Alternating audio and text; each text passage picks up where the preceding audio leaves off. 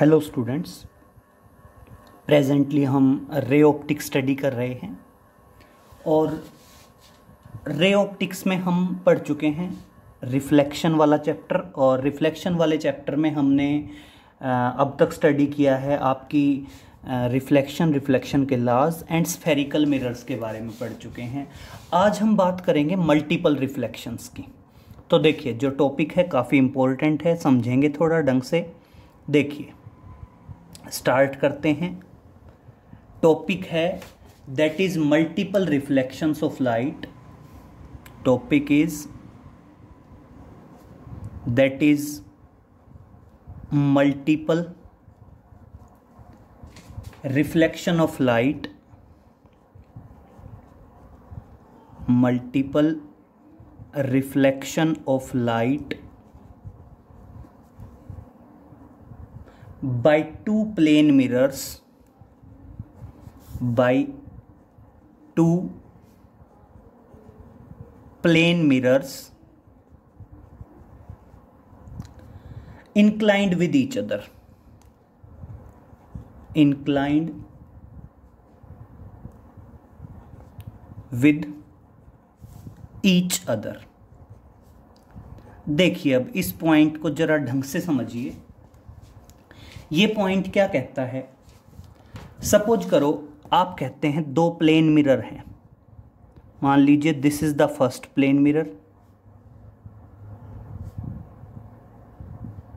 Clear, and this one is the second plane mirror, clear, and theta is the angle between them. और मान लीजिए उन दोनों के बीच का एंगल क्या है बेटा? थीटा है। तो अब यहां पे देखिए, आप सबसे पहले क्या फाइंड आउट करेंगे?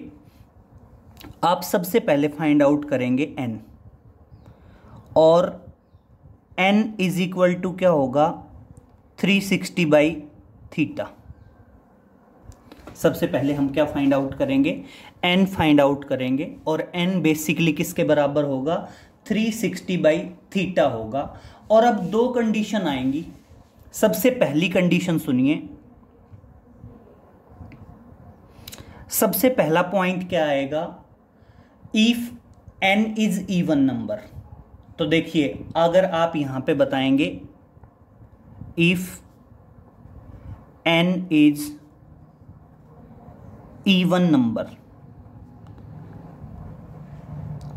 तो अगर n इवन नंबर है तो उस टाइम पे बेटा आपकी जो नंबर ऑफ इमेजेस होंगी वो नंबर ऑफ इमेजेस रहेंगी n-1 के इक्वल। और कोई फर्क नहीं पड़ता object is in symmetric position और एसिमेट्रिक पोजीशन। मतलब ऑब्जेक्ट जो है वो चाहे सिमेट्रिक है as well as asymmetric position में है। इसका मतलब क्या है? Object is at symmetric position और एसिमेट्रिक पोजीशन। मतलब देखिए,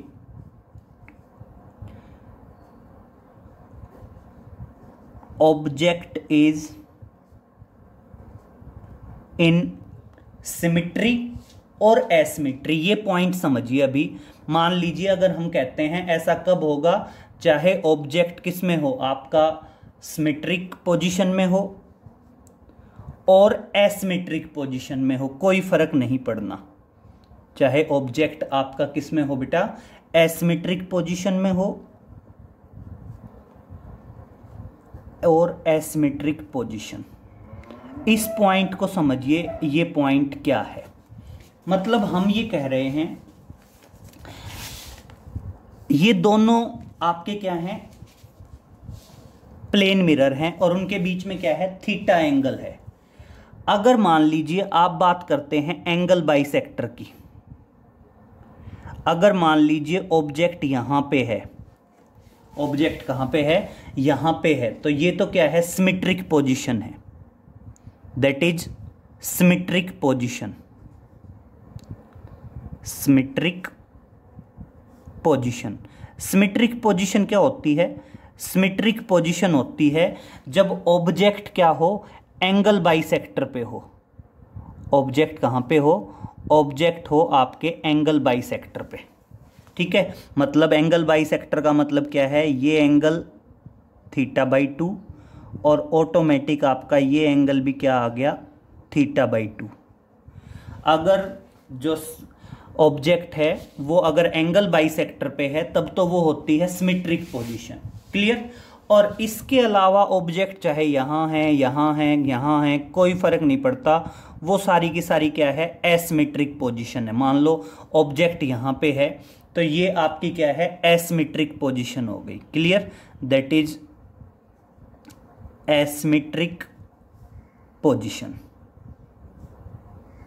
that is asymmetric position. Clear हुआ।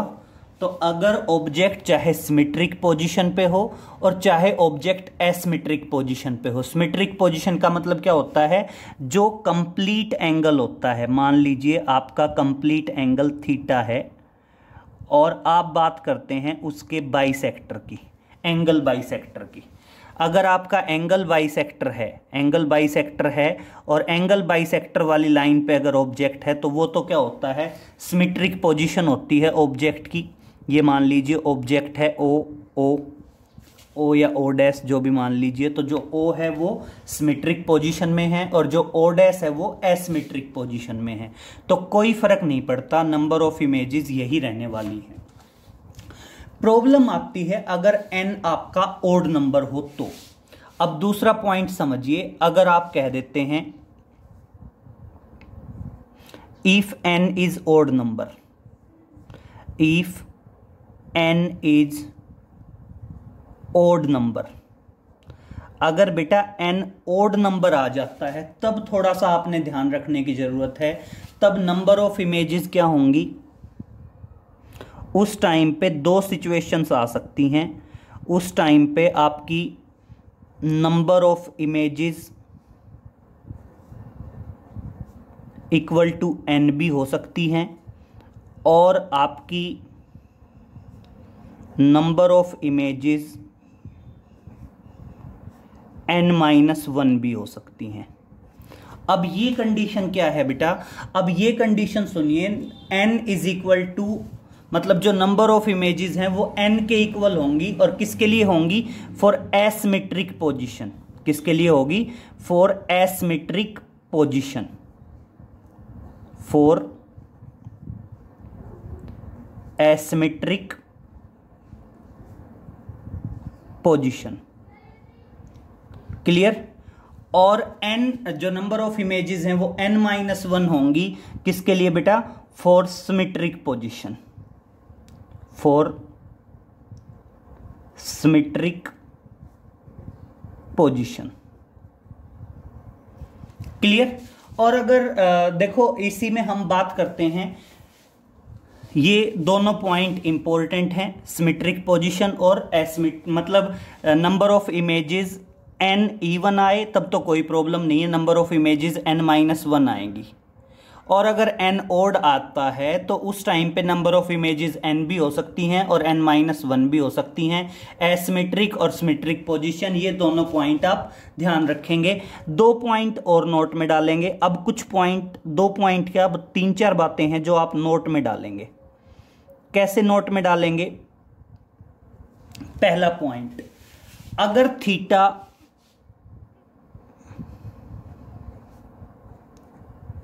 इफ थीटा इज 90 डिग्री तो उस टाइम पे आपकी नंबर ऑफ इमेजेस क्या होंगी, 3 होंगी। तो उस टाइम पे आपकी नंबर ऑफ इमेजेस कितनी होंगी, नंबर ऑफ इमेजेस आ जाएंगी 3। कैसे आएंगी 3, देखिए समझिए, अगर आप बात करते हैं दोनों एक दूसरे के परपेंडिकुलर हैं, 2 प्लेन मिरर हैं और दोनों प्लेन मिरर क्या हैं, एक दूसरे के परपेंडिकुलर हैं। 90 एंगल आया तो n इज इक्वल टू क्या आएगा, 360/90 और दैट इज इक्वल टू 4। और अगर बेटा इवन आता है तो नंबर ऑफ इमेजेस क्या आएंगी, n-1 आएंगी और इसलिए क्या आ गई, 3 आ गई। ठीक है, तो थीटा 90 का मतलब क्या है, if mirrors are perpendicular, if mirrors are perpendicular to each other, अगर मिरर्स क्या हों, परपेंडिकुलर हों। दूसरा point, if theta is equal to 0 degree, इसका मतलब क्या है, इफ मिरर्स आर पैरेलल। अगर मान लीजिए मिरर्स क्या हैं बेटा, पैरेलल हैं, तो पैरेलल हैं तो उस टाइम पे नंबर ऑफ इमेजेस क्या आएंगी, नंबर ऑफ इमेजेस आएंगी that is equal to infinite. Clear? जब ये सिचुएशन होंगी तो उस टाइम पे नंबर ऑफ इमेजेस क्या आएंगी, इनफाइनाइट आएंगी। क्लियर हुआ? अब उसके बाद नेक्स्ट पॉइंट सुनिए। अगर मान लीजिए आप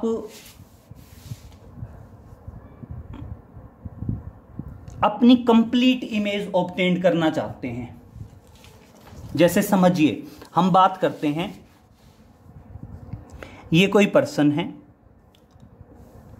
क्लियर, और ये सामने कोई दीवार है, ये वॉल है, और ये कोई भी पर्सन है। अगर हम ये चाहते हैं कि वो अपनी कंप्लीट इमेज देख पाए तो वॉल के ऊपर मिरर की जो हाइट है वो कम से कम कितनी होनी चाहिए। अब मेरी बात सुनिए बेटा, अगर मान लीजिए आप ये कहते हैं ये पर्सन है, तो लगभग आईज का लेवल यहाँ पे कहीं होगा बेटा, आईज का लेवल लगभग यहाँ कहीं होगा। तो अब देखिए, अगर मैं मिरर की बात करूँ तो कंप्लीट कब देख पाएगा, जब बॉटम से चलने वाली लाइट रेज रिफ्लेक्ट होके और आईज में पहुंचेंगी तब। ठीक है? और इसी तरह अपने सर को कब देख पाएगा, वो सर से चलने वाली रेज रिफ्लेक्ट होके और कहां पहुंचे, आईज में पहुंचे। क्लियर? अब मेरी बात समझिए, आप ये कहते हो angle of incidence angle of reflection के बराबर होता है, तो मेरे हिसाब से ये जो डिस्टेंस है ये इस डिस्टेंस का हाफ पोर्शन हो जाएगा। सेम ये कंडीशन यहाँ पे है, angle of incidence angle of reflection के बराबर होता है, ये और ये दोनों एक दूसरे के हाफ हो जाएंगे। तो अगर मान लीजिए पर्सन की हाइट h है तो ऑटोमेटिक उसको जो मिरर चाहिए वो मिरर h/2 हाइट का चाहिए to see the complete image of itself. मतलब अगर हम ये चाहते हैं कि हम अपनी कंप्लीट इमेज देख पाएं तो साइज ऑफ मिरर क्या होगा बेटा, half of the height of the person होगा। क्लियर? तो थर्ड पॉइंट इंपॉर्टेंट आप ध्यान रखेंगे, the minimum size of the mirror required, the minimum size of mirror required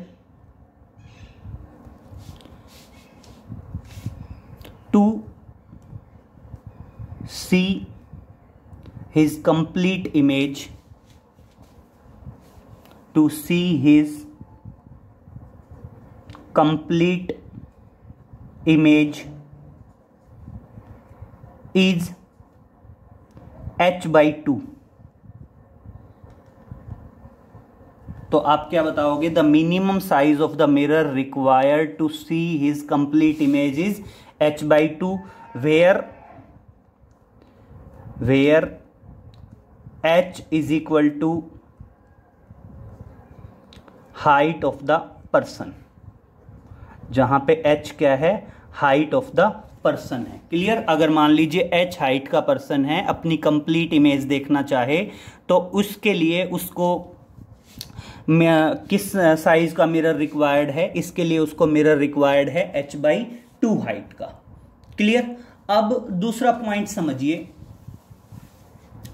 अगर हम ये बात करते हैं कि दो प्लेन मिरर हैं और वो एक दूसरे के पैरेलल हैं, तो अगर हम ये बात करें कि distance between nth image of two mirrors, दोनों मिरर की nth इमेजेस के बीच का जो डिस्टेंस होगा वो na के बराबर होगा। यहां पे a क्या है, दोनों मिरर्स के बीच का सेपरेशन है। तो देखिए, हमने ये तो बात कर दी कि अगर दोनों मिरर एक दूसरे के पैरेलल होते हैं तो नंबर ऑफ इमेजेस क्या होती हैं, इनफाइनाइट होती हैं। और इसी के बेस पे एक पॉइंट आता है, the distance between nth image, the distance between nth image nth images of two parallel mirrors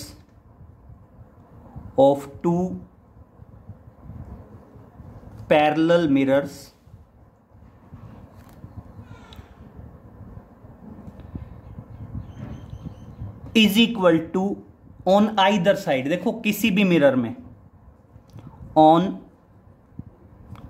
either side is 2na। तो आप ध्यान रखेंगे, अगर दोनों मिरर हैं और दोनों पैरेलल हैं और उनके बीच में जो nth इमेजेस के बीच का डिस्टेंस होगा वो इज इक्वल टू 2na होगा, जहां पे a क्या है, where a is equal to distance between mirror, distance between mirrors. Clear? जहां पे a क्या है, मिरर्स के बीच का डिस्टेंस है। क्लियर हुआ? ये सारे जितने भी पॉइंट बताए हैं ये इंपॉर्टेंट है जब भी हम नंबर ऑफ इमेजेस कैलकुलेट करना चाहेंगे। क्लियर? अब उसके बाद आगे सुनिए, नेक्स्ट पे आते हैं।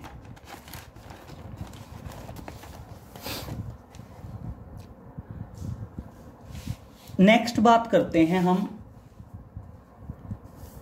पोजीशन ऑफ इमेज और ऑब्जेक्ट के बारे में। पोजीशन ऑफ इमेज और ऑब्जेक्ट के बारे में ये पॉइंट भी नोट में डालने के हैं। फर्स्ट पॉइंट क्या है, अगर मान लीजिए हम मिरर की तरफ v वेलोसिटी से चलते हैं, अगर मान लीजिए हम किसी मिरर के सामने खड़े हैं, प्लेन मिरर की बात कर रहे हैं, अगर मान लीजिए हम किसी प्लेन मिरर के सामने खड़े हैं और हम मिरर की तरफ चलते हैं v वेलोसिटी के साथ। क्लियर? तो हमारी जो इमेज होगी वो भी बेटा हमारी तरफ चलेगी विद द वेलोसिटी 2v। तो देखिए अब क्या कहते हैं, if object is move,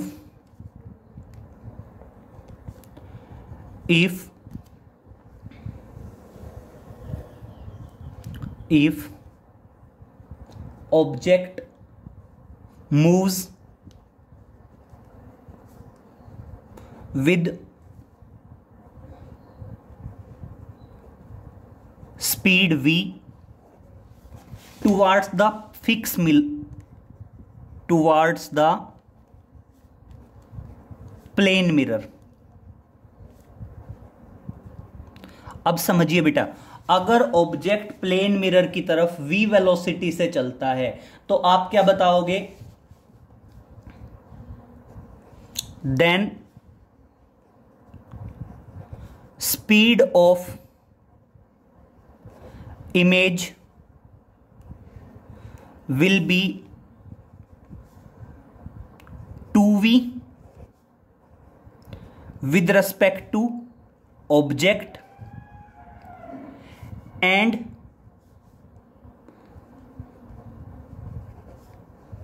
speed of image will be v with respect to mirror।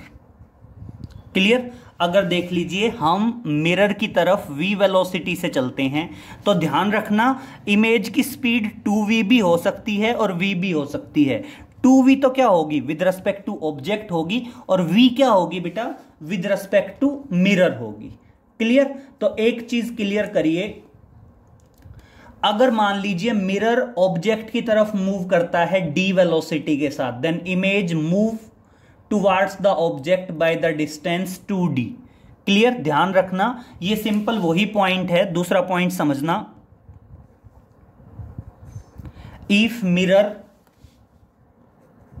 if plane mirror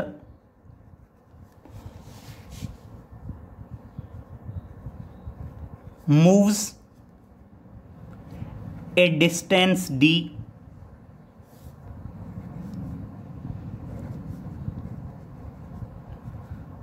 towards or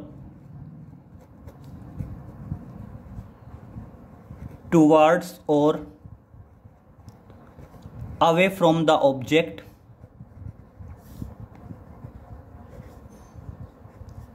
then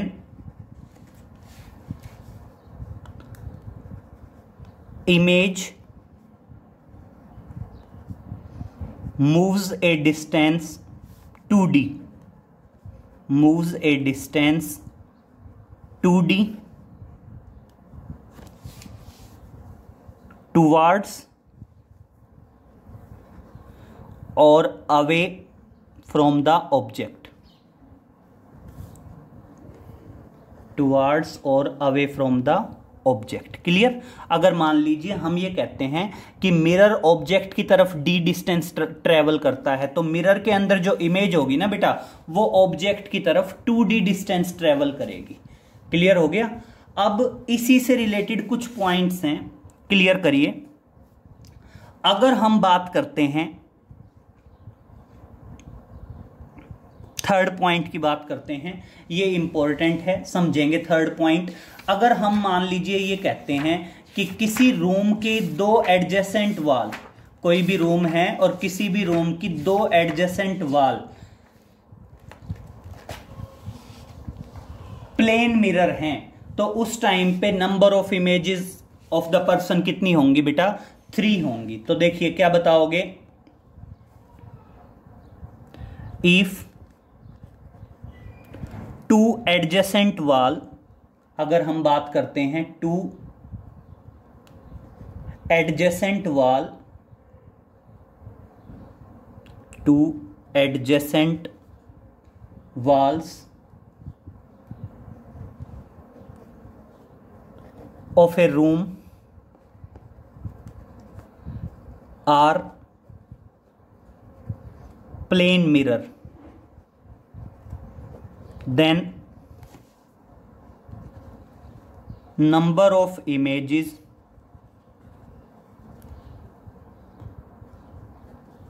of a person in the room are 3। क्यों बेटा? ये same उसी तरह तो हो गया भाई, जो रूम की दो एडजेसेंट वाल हैं, एडजेसेंट किसी भी रूम की जो वाल होती हैं बेटा, वो जनरली क्या होती हैं? परपेंडिकुलर होती हैं। अगर मान लीजिए कोई भी रेक्टेंगुलर रूम है तो उसकी जो दो एडजेसेंट वाल होंगी उनके बीच का एंगल 90 होगा, और ये हमने अभी अभी बताया था कि जब 90 एंगल होगा तो उन दोनों के बीच में नंबर ऑफ इमेजेस कितनी बनेंगी? 3 बनेंगी। अब इसी पे मैं एक पॉइंट और आगे एडवांस फॉरवर्ड हो रहा हूं, समझिए वो पॉइंट और क्या है। एडजेसेंट वॉल्स तो है ही हैं, इसके अलावा जो रूम की सीलिंग है, मतलब जो रूम की छत है, अगर वो छत भी क्या हो जाए बेटा, मिरर की तरह काम करे, तो उस टाइम पे आपकी जो नंबर ऑफ इमेजेस होंगी वो नंबर ऑफ इमेजेस कितनी हो जाएंगी बेटा? 7 हो जाएंगी। क्लियर? तो अगर मान लीजिए मैं कहता हूं two adjacent wall of the room and the ceiling, जो रूफ है, अगर हम सीलिंग की बात करें, जो सीलिंग है वो सीलिंग भी अगर क्या हो जाए, प्लेन मिरर की तरह काम करे, तो उस टाइम पे जो आपकी नंबर ऑफ इमेजेस होंगी वो नंबर ऑफ इमेजेस कितनी हो जाएंगी बेटा? 7 हो जाएंगी। क्लियर? तो देखिए क्या, अब समझिए, if two adjacent walls of A room and roof of the room are plane mirror, are plane mirror, then number of images a person in the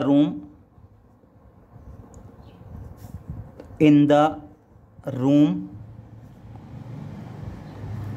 are 7। तो उस टाइम पे नंबर ऑफ इमेजेस कैसे रहेंगी? 7 रहेंगी। 7 किस तरह रहेंगी? सुनो बेटा, जो दो एडजेसेंट वॉल्स होंगी वो अपने आप में कितनी इमेजेस देंगी? 3 इमेजेस देंगी। जो उनकी बेटा पहली 2 इमेजेस होंगी वो रूफ के एडजेसेंट में भी तो आएंगी ना, और जो रूम की रूफ होगी वो रूफ उनकी 4 इमेजेस और दे देगी, और इस तरह से टोटल नंबर ऑफ इमेजेस कितनी हो जाएंगी? टोटल नंबर ऑफ इमेजेस हो जाएंगी 7। क्लियर? अब नेक्स्ट पॉइंट पे आते हैं। नेक्स्ट पॉइंट समझिए। नेक्स्ट पॉइंट आता है आपका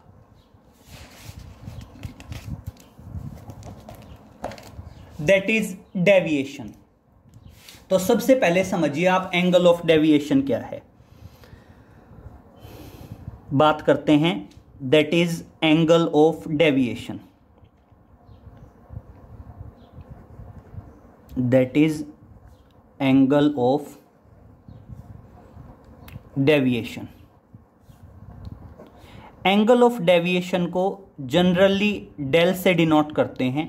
और एंगल ऑफ डेविएशन क्या बताया जाता है? The angle through which incident ray of light is divert after from its original path after reflected from the plane mirror. Plane mirror से रिफ्लेक्ट होने के बाद रे ऑफ लाइट जिस एंगल से डाइवर्ट हो जाती है उसे क्या कहा जाता है? That is angle of deviation कहा जाता है। क्लियर? तो देखिए बेटा क्या बताएंगे, angle of deviation is the angle with which incident ray of light, it is the angle with which it is the angle with which the incident ray of light is deviate, with which the incident ray of light is deviated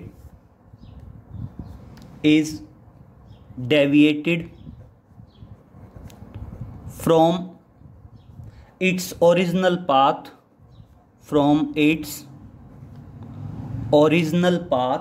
after reflection from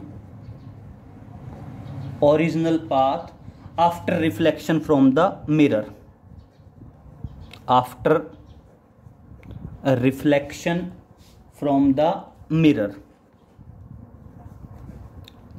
clear? Mirror से reflect होने के बाद ray of light जिस angle से divert होती है उसे हम क्या बोलते हैं? एंगल ऑफ डेविएशन बोल देते हैं। क्लियर? तो सबसे पहले सुनिए angle of deviation for reflection from a single mirror. इसमें एंगल ऑफ डेविएशन में पहला पॉइंट आता है that is angle of deviation, that is angle of deviation for reflection from a single mirror, for reflection from a single mirror। Clear? अगर single mirror से deviation की बात करें तो सिंगल मिरर से जो डेविएशन होगा डेल, वो एंगल ऑफ डेविएशन डेल किसके बराबर होगा? That is 180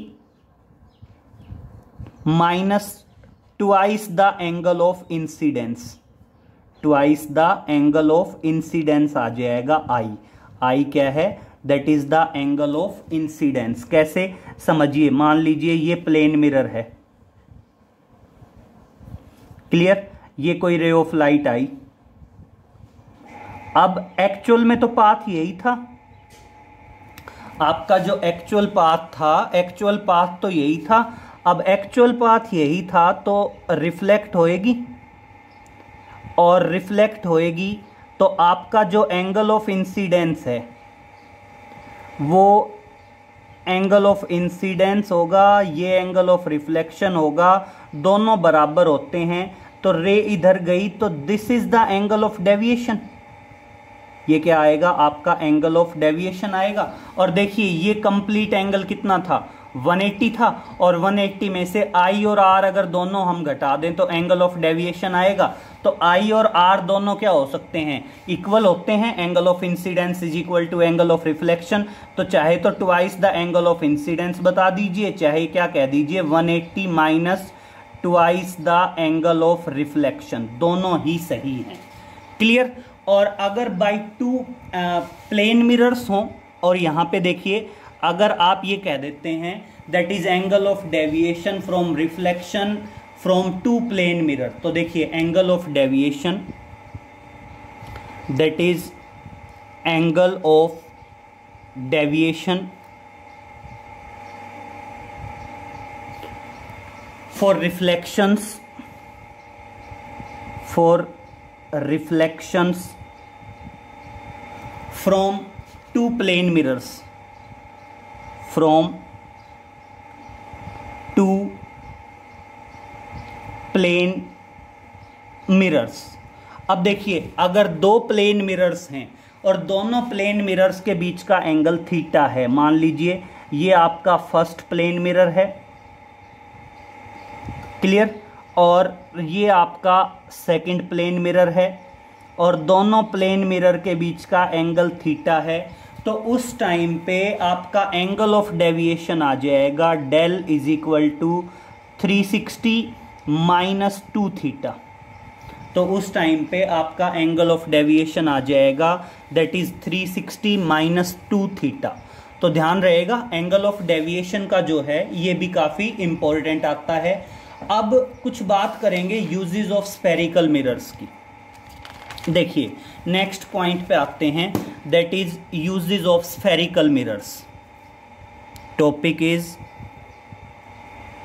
that is uses of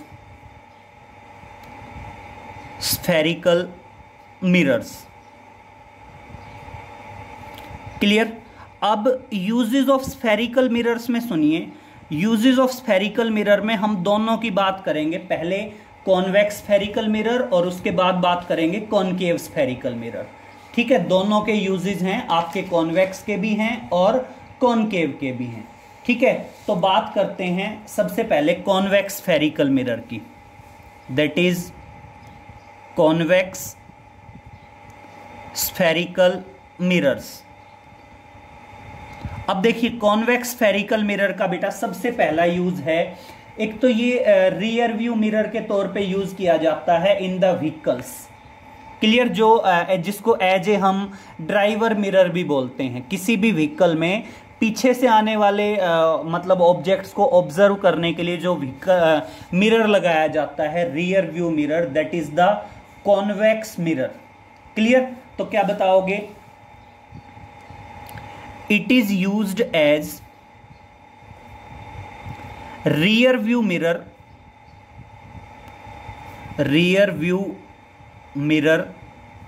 in the vehicles। clear, in the vehicles।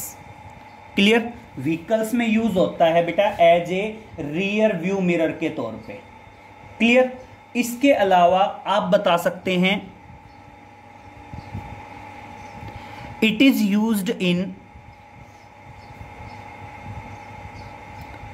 Street light. बेटा जो स्ट्रीट लाइट होती हैं, स्ट्रीट लाइट के अंदर भी क्या होता है, convex spherical mirror reflector use होता है, ताकि आपकी जो लाइट है वो लाइट पूरी गली में फैल जाए। स्ट्रीट लाइट, कंप्लीट लिखना, it is used in street light. Clear, उसके बाद बात करते हैं बेटा किसकी, that is concave spherical mirror, that is concave spherical mirror. अब कॉनकेव स्फेरिकल मिरर की अगर हम बात करें तो कॉनकेव स्फेरिकल मिरर तो काफी जगह यूज होता है। देखिए, it is used in headlights of the vehicles, headlights of the vehicles. इसके अलावा सर्च लाइट्स। सर्च लाइट क्या होती हैं, जैसे जनरली हम स्टेज पे किसी को फोकस नहीं करते हैं, स्टेज के ऊपर किसी के ऊपर जो लाइट हाईलाइट करते हैं, फोकस करते हैं, तो वो जनरली क्या होती है, सर्च लाइट्स होती हैं। तो क्या बताओगे, जो कॉनकेव स्फेरिकल मिरर्स हैं वो व्हीकल्स की हेडलाइट्स के अंदर, सर्च लाइट के अंदर, इसके अलावा जो आपकी हैंड टॉर्चेज होती हैं, जो टेबल लैंप्स होते हैं, इन सब के अंदर आपके क्या होते हैं, स्फेरिकल मिरर्स यूज होते हैं।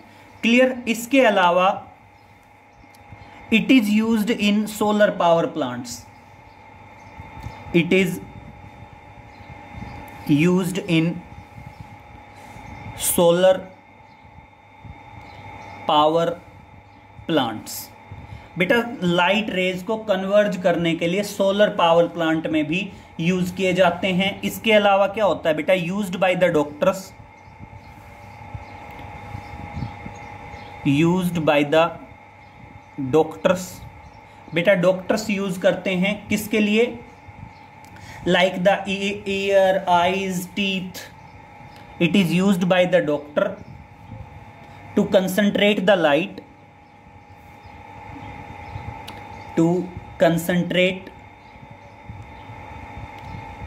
to concentrate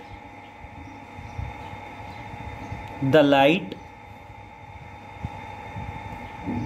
on the parts, on the body parts, on the body parts like eyes, ears and teeth,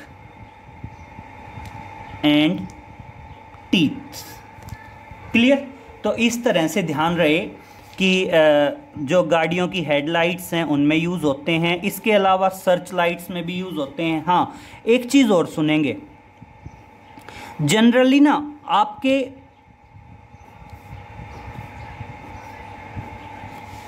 जो सर्च लाइट्स होती हैं उनके अंदर हम बोलते हैं कि कॉनकेव स्फेरिकल मिरर यूज होते हैं, लेकिन आप ध्यान रखना सर्च लाइट के अंदर कॉनकेव स्फेरिकल मिरर से भी ज़्यादा प्रेफरेंस दी जाती है, एक पैराबोलिक मिरर होते हैं, क्लियर। तो ध्यान रखना, जनरल तो ये सही है कि सर्च लाइट के अंदर कॉनकेव स्फेरिकल मिरर यूज होते हैं, लेकिन एक और ऑप्शन भी है, आप ध्यान रखेंगे सर्च लाइट के अंदर पैराबोलिक मिरर्स यूज होते हैं। पैराबोलिक मिरर्स क्या करते हैं, वो और ज्यादा ब्राइटनेस शो करते हैं, मतलब वो क्या करते हैं, पैरा एक्सियल और मार्जिनल रेज दोनों को एक ही जगह पे फोकस कर देते हैं। सिंपल वे में आप ध्यान रखेंगे कि सर्च लाइट के अंदर कॉनकेव मिरर यूज होते हैं, लेकिन कॉनकेव मिरर से भी ज़्यादा बेटर रिजल्ट, ज़्यादा बेटर ब्राइटनेस दे सकते हैं पैराबोलिक मिरर, क्लियर। तो इसके अलावा ध्यान रखना ये यूजेस हैं किसके, स्फेरिकल मिरर के, क्लियर।